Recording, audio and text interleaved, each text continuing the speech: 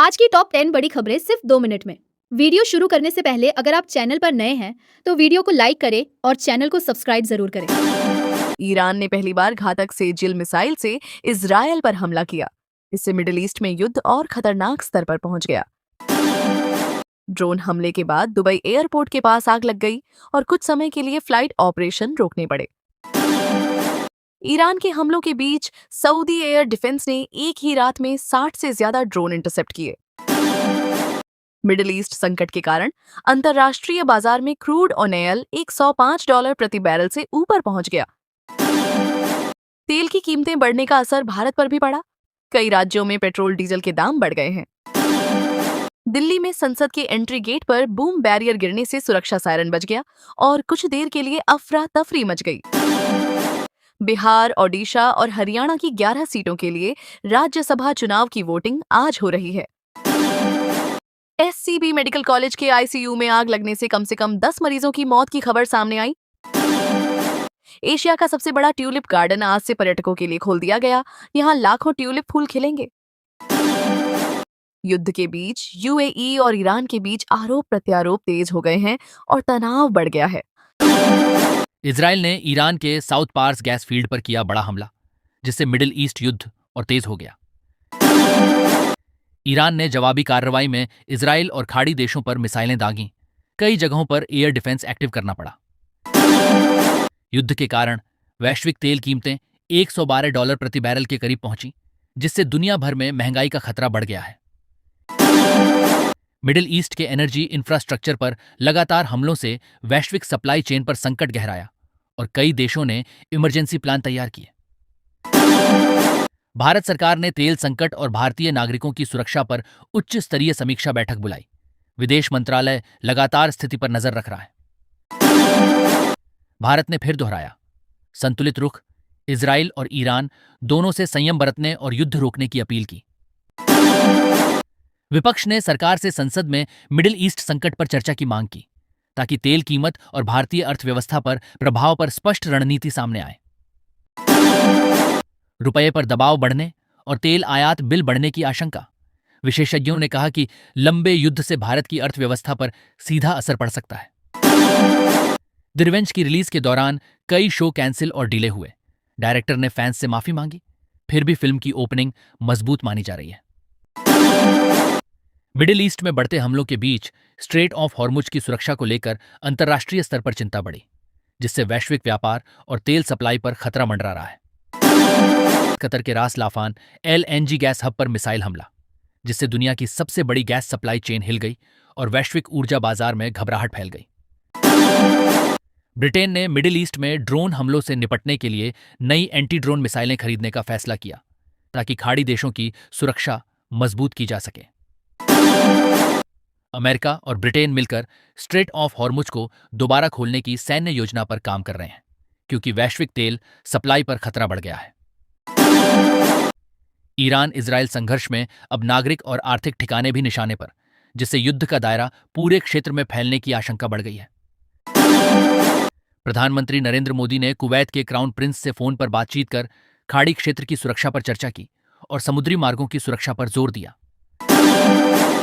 भारत ने अंतर्राष्ट्रीय स्तर पर कूटनीतिक सक्रियता बढ़ाई, ताकि युद्ध का असर भारतीय ऊर्जा और व्यापार मार्गों पर कम से कम पड़े। संसद परिसर में विपक्षी सांसदों ने वेस्ट एशिया युद्ध पर पूर्ण बहस की मांग को लेकर प्रदर्शन किया और सरकार की नीति पर सवाल उठाए। सरकार और विपक्ष के बीच विदेश नीति और ऊर्जा सुरक्षा को लेकर टकराव बढ़ता दिखा, जिससे संसद सत्र में राजनीतिक माहौल और गर्मा गया। मिडिल ईस्ट युद्ध में यूरोपीय देशों की सैन्य भागीदारी बढ़ने लगी है, जिससे संघर्ष के अंतर्राष्ट्रीय युद्ध में बदलने की आशंका जताई जा रही है। ग्लोबल एनर्जी कंपनियों ने खाड़ी क्षेत्र से अपने स्टाफ को निकालना शुरू किया, जिससे यह संकेत मिला कि युद्ध लंबा चल सकता है और जोखिम लगातार बढ़ रहा है। देश के कई हिस्सों में मौसम अचानक बदल गया है। मौसम विभाग ने उत्तर प्रदेश, दिल्ली, हरियाणा समेत कई राज्यों में तेज आंधी और बारिश का अलर्ट जारी किया है, जिससे फसलों और दैनिक जीवन पर असर पड़ सकता है। सरकार ने ऑनलाइन जुआ और सट्टेबाजी के खिलाफ बड़ी कार्रवाई करते हुए करीब 300 अवैध वेबसाइट और ऐप्स को ब्लॉक कर दिया है। डिजिटल सुरक्षा को लेकर यह एक बड़ा कदम माना जा रहा है। टेक दुनिया से बड़ी खबर यह है कि व्हाट्सएप जल्द ही यूजर नेम फीचर लाने वाला है, जिससे लोग बिना मोबाइल नंबर शेयर किए भी चैट कर सकेंगे। उत्तर भारत में मौसम के अचानक बदलाव से रबी फसल पर खतरा मंडरा रहा है। किसानों को भारी नुकसान की आशंका जताई जा रही है। सोशल मीडिया पर अभिनेत्री हिना खान अपनी ईद से जुड़ी पोस्ट को लेकर चर्चा और ट्रोलिंग का शिकार हो रही हैं, जिससे यह मुद्दा ट्रेंडिंग में बना हुआ है। भारत में साइबर फ्रॉड और डिजिटल अपराधों को रोकने के लिए सरकार लगातार नए नियम और सख्ती लागू कर रही है, जिससे आने वाले समय में इंटरनेट पर निगरानी और बढ़ सकती है। धार्मिक दृष्टि से आज का दिन भी खास माना जा रहा है, क्योंकि देश भर में गणगौर पूजा और मत्स्य जयंती के कार्यक्रम आयोजित किए जा रहे हैं। तेज हवाओं और खराब मौसम की वजह से कई शहरों में फ्लाइट और ट्रेन सेवाओं पर असर पड़ने की खबरें सामने आई हैं, जिससे यात्रियों को परेशानी हो सकती है। देश में डिजिटल पेमेंट और इंटरनेट उपयोग लगातार नए रिकॉर्ड बना रहा है, जिससे भारत तेजी से कैशलेस इकोनॉमी की ओर बढ़ता दिख रहा है। स्टार्टअप सेक्टर को बढ़ावा देने के लिए विदेशी निवेश से जुड़े नियमों में बदलाव की चर्चा तेज हो गई है, जिससे आने वाले समय में निवेश बढ़ सकता है। अब बात करते हैं अंतर्राष्ट्रीय खबरों की।